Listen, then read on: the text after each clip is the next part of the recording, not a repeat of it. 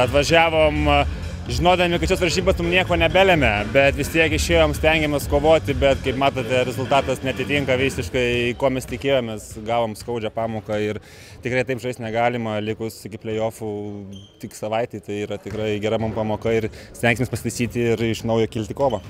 Na, treneris ir minėjo, kad galbūt šiose rungtynėse labai nesiruošite šiom rungtynėm, daugiau jau žiūrite į atkrintamasis varžybas, galbūt ir tas toks atsipalaidavimas šiek tiek ir jautėsi.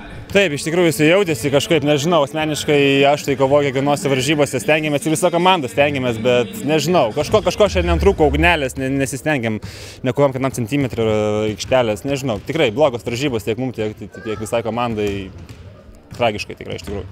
Žaisite su atkrintamosiose rungtynėse tame antrajame etape su Vilnius Situs ekipa, su to ekipa jau esate 2 kartus žaidę, kokie galbūt vertinimai ir ko galima tikėtis?